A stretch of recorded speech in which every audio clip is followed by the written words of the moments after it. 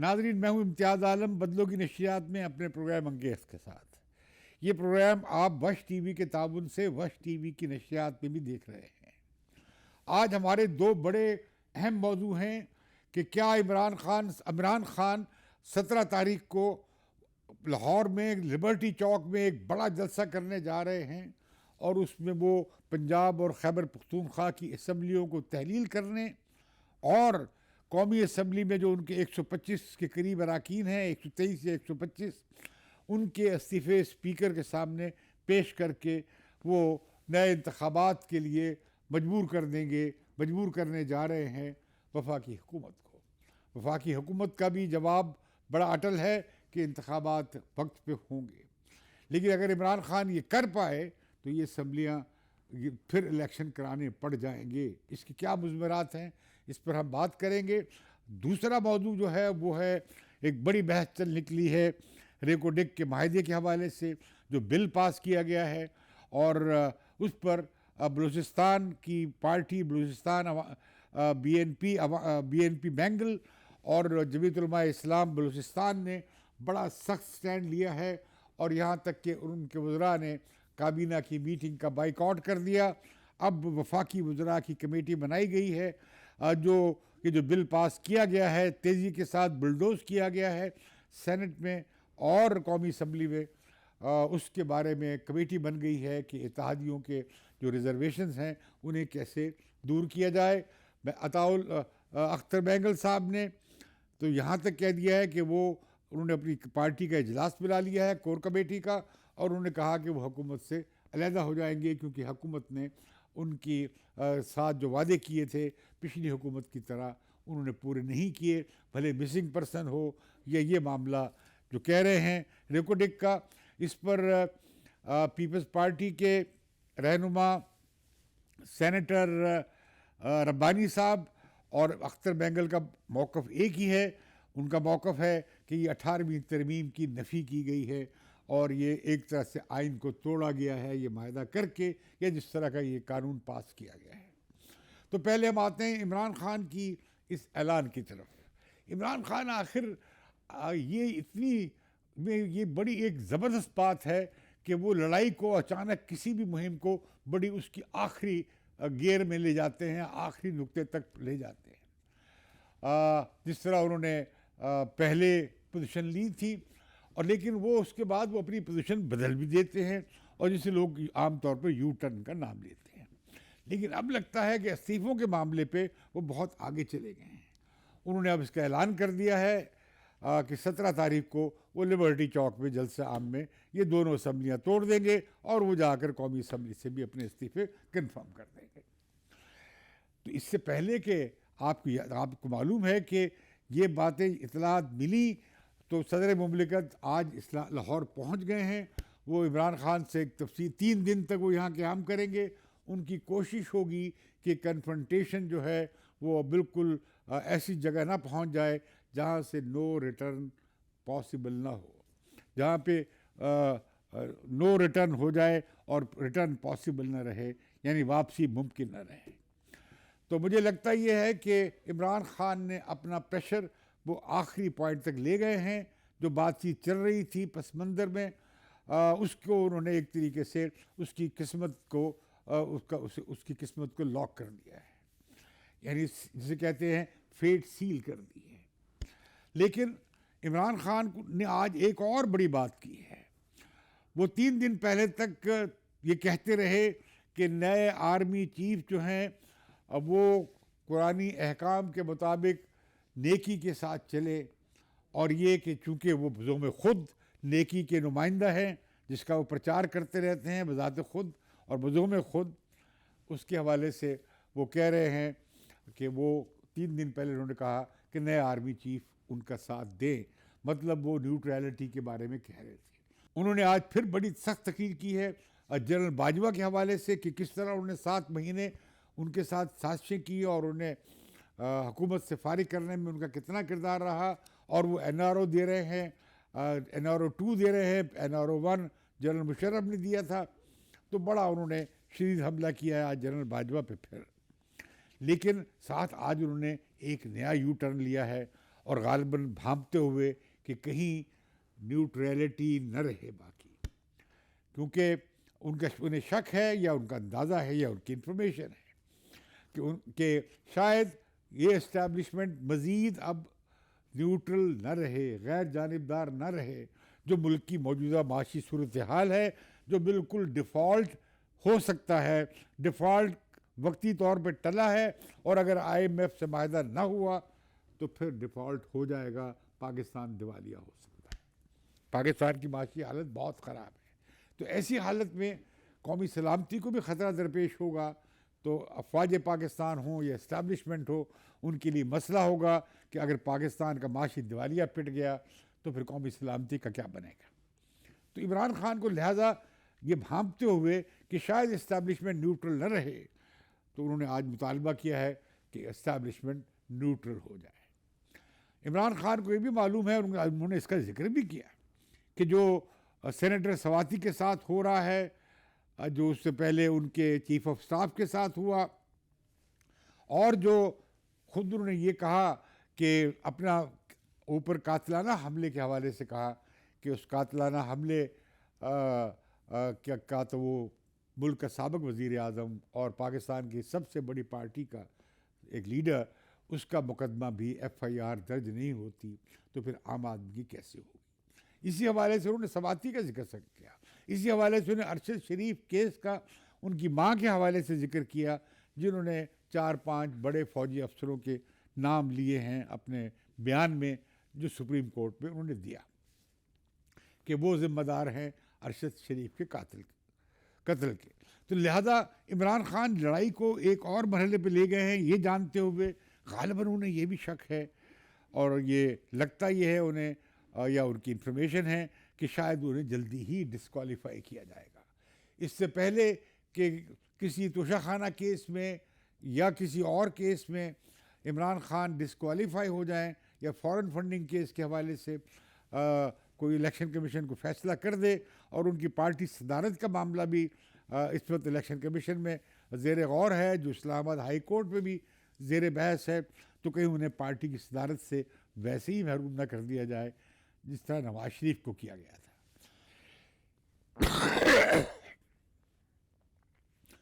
انہیں ڈر ہے کہ جس طرح نواز شریف کو پارٹی صدارت سے فارغ کیا گیا تھا،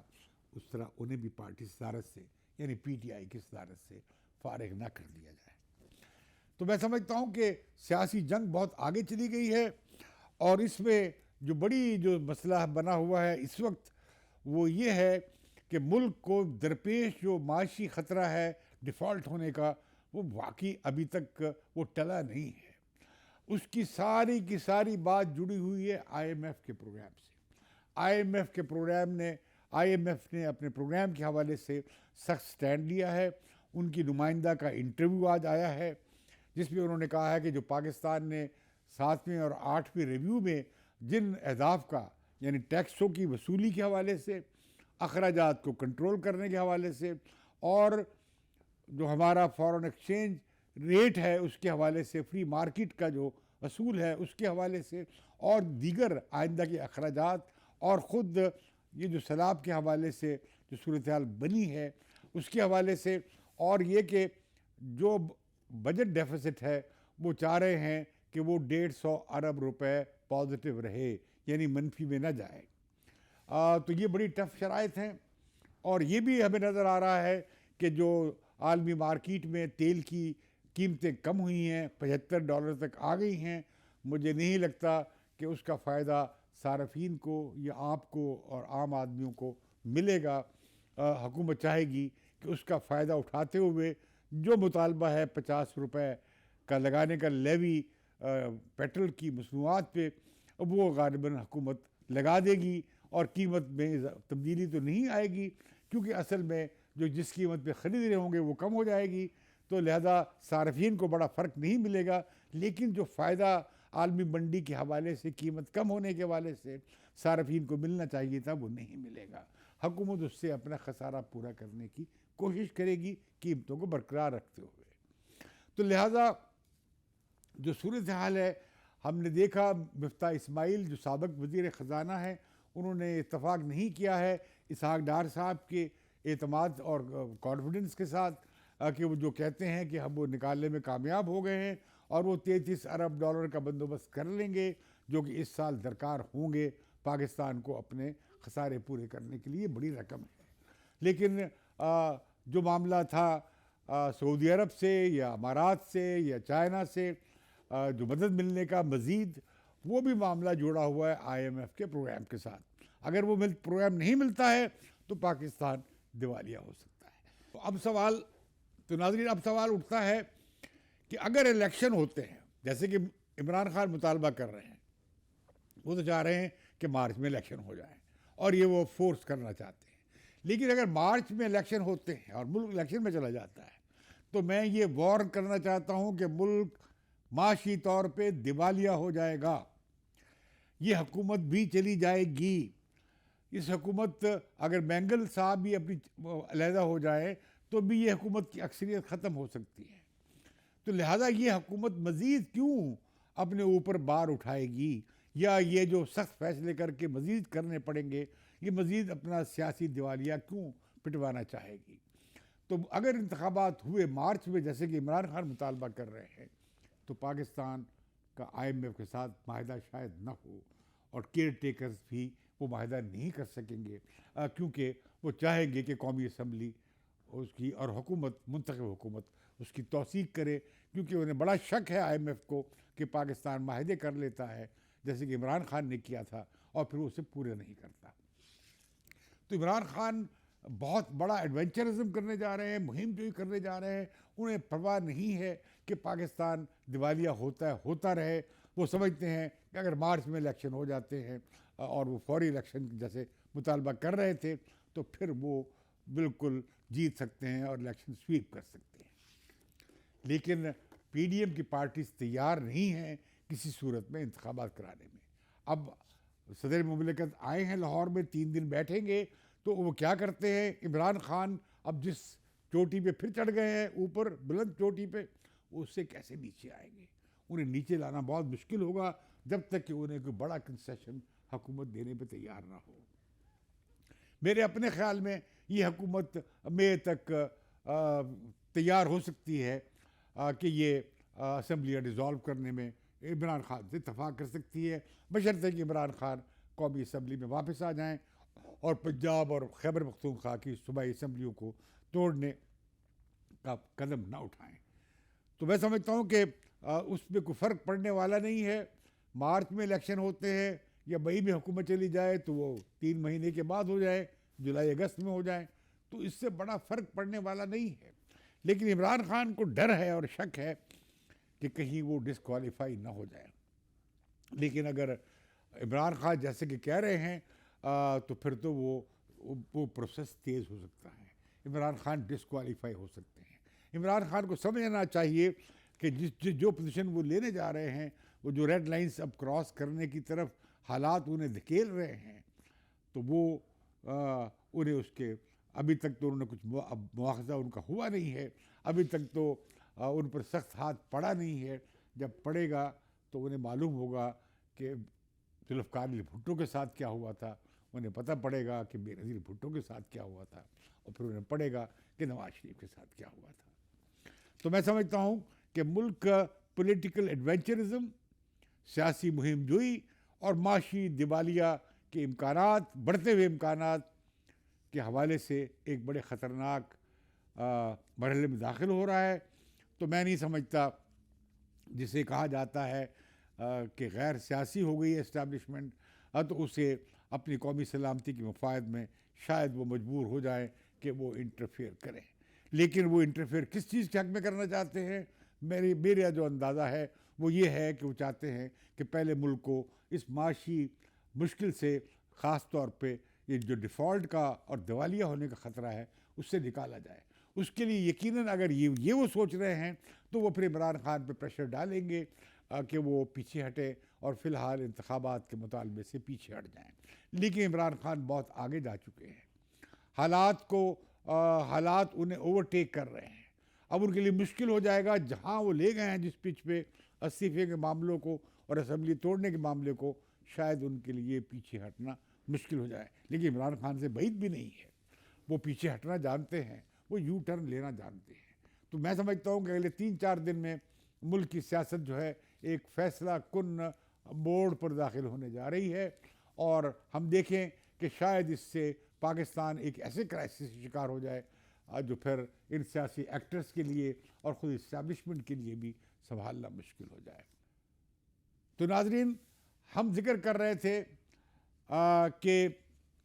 یہ جو ریکوڈک کا معاہدہ ہے, اس کے حوالے سے بہت بنیادی اختلاف سامنے آ گیا ہے. بہت بنیادی سوال یہ آیا ہے کہ آئین میں لکھا ہوا ہے, 18ویں ترمیم سے پہلے بھی لکھا ہوا تھا, 18ویں ترمیم کے بعد اسے اور مضبوط کر دیا گیا ہے کہ وفاقی یونٹوں, وفاقی اکائیوں یا صوبوں میں جو معدنیاتی اور قدرتی ذرائع ہیں, گیس ہے, کوئلہ ہے, سونا ہے, چاندی ہے, کوئی بھی منرلز ہیں, اس پر بنیادی حق اور اس کی اونرشپ اور ملکیت اس وفاقی اکائی کی ہے, وفاق کی نہیں ہے. اس کے بنیادی مالک اور اس سے صرف اس صوبے کے عوام کا پہلا حق ہے کہ وہ اس سے مستفید ہو سکے. تو یہ جو معاملہ ریکوڈک کے حوالے سے آیا ہے, اس میں بنیادی سوال یہ اٹھ کھڑا ہوا ہے کہ بھئی ریکوڈک تو بلوچستان میں ہے, یہ سونا اور یہ تانبا تو وہاں کے عوام کا ہے. تو یہ اس پہ وفاقی حکومت کے ادارے اور وفاقی حکومت جو بل پاس کر رہی ہے وہ کیا واقعی 18ویں ترمیم سے ہم آہنگ ہے یا نہیں ہے. اس پر بڑا سخت ربانی صاحب نے جو سینیٹر ہیں پیپلز پارٹی کے, اور اختر بینگل صاحب نے بڑا سخت سٹینڈ لیا ہے. انہوں نے یہاں تک کہ ان کے وزراء نے, جمعیت علماء اسلام کے اور بی این پی بینگل نے کیبنٹ میٹنگ کا سے بائیکاٹ کیا, جس کے بعد 5 وفاقی وزراء کی کمیٹی بنا دی گئی ہے, اور جو کہ سیاسی حلیف جو ہیں ان کے ساتھ جو اختلاف, ان کی جو ریزرویشن سامنے آئی ہیں, تاکہ یہ جو بلڈوز کیے گئے ہیں سینٹ میں اور قومی اسمبلی میں, اس میں کوئی ترمیم کی جا سکے. لیکن میں آپ کو بتاتا چلوں, یہ معاہدہ جو ہوا ہے, یہ جو پہلے ریکوڈک پہ یہ ہوا تھا کہ ایک international centre for settlement of disputes نے ایک فیصلہ دے دیا تھا, جس کے تحت پاکستان نے جو معاہدہ توڑا تھا سپریم کورٹ کے فیصلے کے بعد, افتخار چودھری صاحب مہربانی کر گئے تھے, تو $5.9 بلین یعنی $6 ارب کا پاکستان کو جرمانہ ہوا تھا, اور اس کے ساتھ ہی یہ تھا کہ $4 ملین روزانہ سود بھی ادا کرنا پڑے گا, یعنی $40 لاکھ روزانہ. پاکستان کے خزانے میں اس وقت صرف 7 ارب سے کم پیسے ہیں, کچھ 6.5 ارب کے قریب یا 6 ارب 70-80 کروڑ کے قریب ہیں, اور جرمانہ 6 ارب روپے ہے. تو لہذا معاہدہ ہوا 14 جولائی 2019 کو وفاقی حکومت اور بلوچستان کی صوبائی حکومت کے درمیان. اس وقت جو بھی وزیر اعلیٰ تھے انہوں نے معاہدہ کیا, آؤٹ آف کورٹ سیٹلمنٹ ہوا. اس سیٹلمنٹ کے تحت یہ ہوا کہ یہ 2 کمپنیاں تھیں, یہ جو تاتیا کاپر کمپنی جو تھی, اس میں 2 گروپ تھے حصے دار. اس میں ایک تو تھے Barrick Gold corporation of Australia, اور دوسری تھی اینٹافیگاستا چیلے کی. اینٹافیگاستا کو انہوں نے بیچ میں سیٹلمنٹ کر لیا ہے, لہذا ٹی سی سی اے کے اکاؤنٹ میں, ایسکرو اکاؤنٹ میں $900 ملین $90 کروڑ جمع کرا دیے گئے ہیں, اور مزید $20 ملین بھی جمع کرائے ہیں وفاقی ایجنسیز نے یا اسٹیٹ کارپوریشنز نے اس کے حوالے سے جو سیٹلمنٹ ہوا. اب جو معاہدہ ہوا ہے بنیادی طور پر یہ جوائنٹ وینچر ہے. اس میں بلوچستان کی حکومت کا حصہ ہے یا بلوچستان کا 25% ہے, جس میں ڈائریکٹ فری کیریئر کا 10% ہے, اور بلوچستان منرل ریسورسز کا 15% ہے. اس طرح ملا کے بلوچستان کا حصہ 15% بنتا ہے. 50% حصہ وہ جائے گا, یہ جو فورن کمپنی ہے آسٹریلیا کی, 50% حصہ اس کا ہوگا, یعنی बैरिक गोल्ड कॉरपोरेशन का। बाकी जो 25% है वो जाएगा oil and gas development corporation को और गवर्नमेंट होल्डिंग प्राइवेट लिमिटेड को 25%। अब ये जो गवर्नमेंट होल्डिंग प्राइवेट लिमिटेड है और ये oil and gas development corporation है, इन्होंने एक स्पेशल व्हीकल बनाई है, एक और कंपनी बनाई है, पाकिस्तान मिनरल्स प्राइवेट लिमिटेड, जिसने दस्तखत किए हैं। और हमारा जो पेट्रोलियम डिवीज़न है उसने बेसिक बुनियादी तौर पर बलूचिस्तान की हुकूमत के साथ मिलकर ये माहिदा किया है। अब यहाँ एतराज़ उठता है कि ये जो पाकिस्तान मिनरल प्राइवेट लिमिटेड है ये बलूचिस्तान की कंपनी नहीं है, और बलूचिस्तान की हुकूमत या उनके नुमाइंदों का हुकूमत तो नहीं कर रही। बिजनदो साहब कहाँ कर सकते हैं, 500 वोट लेकर वो चीफ मिनिस्टर बने हैं। ऐसे डम्मी वज़ीर आला होंगे तो बलूचिस्तान के हुकूक का कौन तहफ़्फ़ुज़ करेगा? ऐसे लोगों को लाया क्यों जाता है इंतखाबात में धांधलियाँ करके? लेकिन आप देखिए कि गज़ब हुआ कि सिंध असम्बली से भी करारदाद पास हो गई, बलूचिस्तान असम्बली से भी करारदाद पास हो गई, और अपोजिशन ने चीख चिल्लाई, लेकिन सिंध हुकूमत ने भी सिंध असम्बली में करारदाद पास की। सेनेट के चेयरमैन संजरानी साहब बलूचिस्तान से हैं, बाप के हैं, बलूचिस्तान अवामी पार्टी के हैं, जिसके नुमाइंदा बिजनदो साहब जो हैं इस वक्त चीफ मिनिस्टर भी हैं। उन्होंने बुलडोज कर दिया, वो एजेंडे पर भी नहीं था, जिस पर रब्बानी साहब ने बड़ा एतराज़ किया, और JUI के जो वहाँ पे सेनेटर्स थे उसमें उन्होंने भी एतराज़ किया, और वो बाइकआउट कर गए 4 लोग सेनेट के इजलास से। और कौमी असम्बली में तो चित्राली साहब ने कहा कि भाई ये तो कोरम ही नहीं है, लेकिन वहाँ भी पास हुआ। आखिर ये क्या हुआ, ये मैजिक किसकी थी? क्योंकि हमें मालूम है कि ये जो क्राइसिस था रिकोडिक का, इसे हल करने के लिए बड़ा रोल अदा किया पाकिस्तान के साबिक आर्मी चीफ जनरल बाजवा साहब ने, और लगता ये है कि उन्होंने ओनरशिप ली कि पाकिस्तान को इस क्राइसिस से निकाला जाए। जाहिर है अब पाकिस्तान $6 अरब का हर्जाना तो अदा करने की पोजीशन में नहीं था, लिहाजा ये माहिदा करना पड़ा। लेकिन जब ये माहिदा किया गया तो आप फिर क्यों उसे आइन की स्पिरिट के हिसाब से क्यों नहीं करते? ये दुरुस्त है कि वफाकी हुकूमत जो है, ये वफाकी इदारे, वहाँ जो अखराजात होंगे या जो ख़र्चा किया जा रहा है अगले 7-8 साल में जो करना है वो वफाक करेगा। लेकिन वफाक वही कर्ज जो इन्वेस्ट करने जा रहा है वो बतौर कर्ज के अब बलूचिस्तान गवर्नमेंट को दे सकता है, बजाय इसके कि वफाक 25% का या उसके इदारे जो स्पेशल व्हीकल बनाई गई है वो 25% ले जाए चंद $100 मिलियन की इन्वेस्टमेंट करके। आप वही अब बलूचिस्तान की हुकूमत को उधार दे सकते हैं, और बलूचिस्तान की हुकूमत जो है 50% उसमें से हिस्सेदार बनकर उसमें से कुछ हिस्सा वो कर्ज का अदा कर सकती है, और कुछ अरसे के बाद जब वो कर्ज अदा हो जाए तो बलूचिस्तान के अवाम को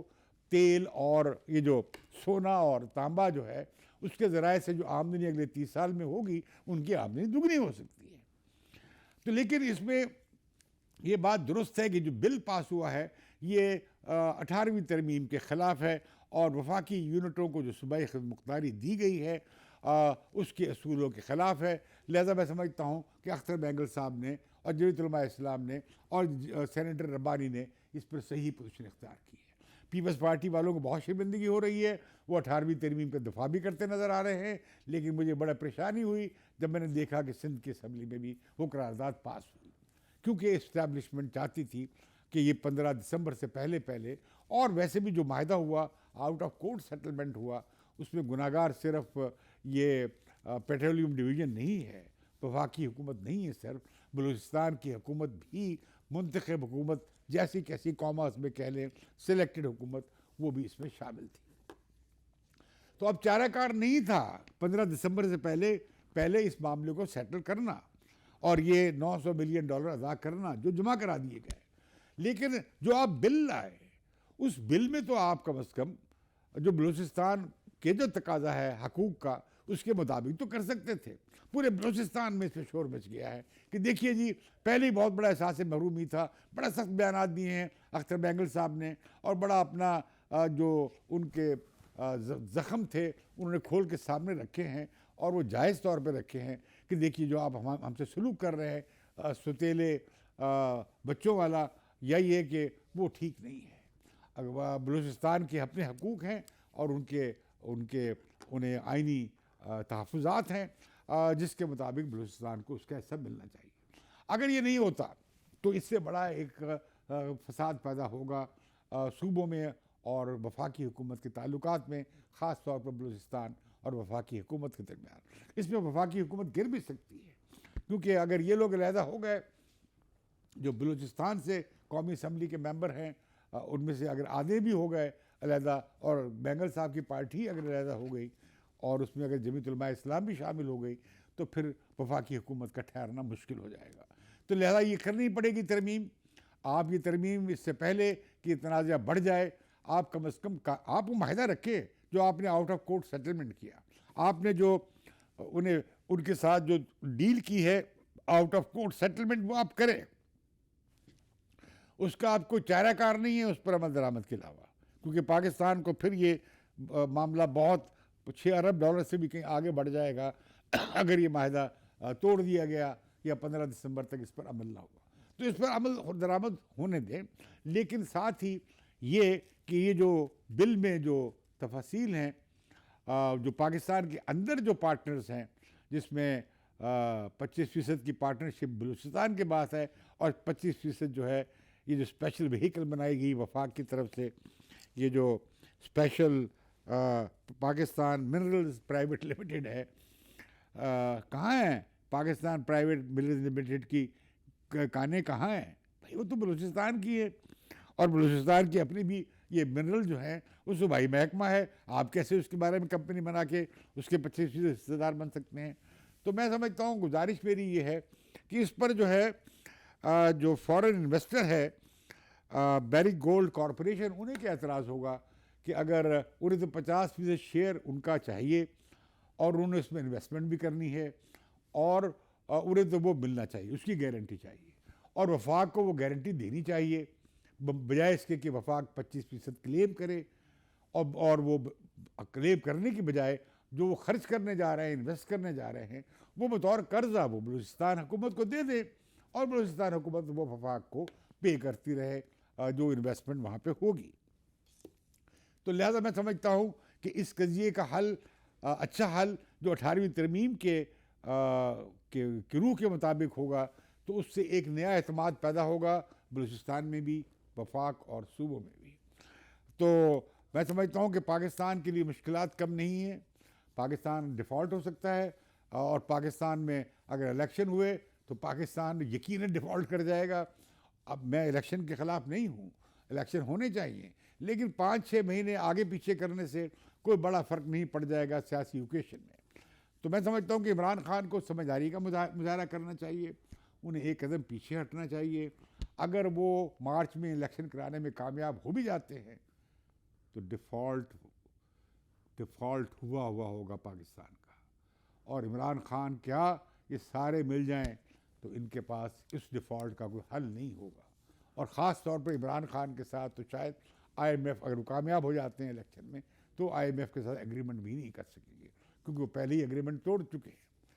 تو یہ جو کوشش کر رہی یہ حکومت،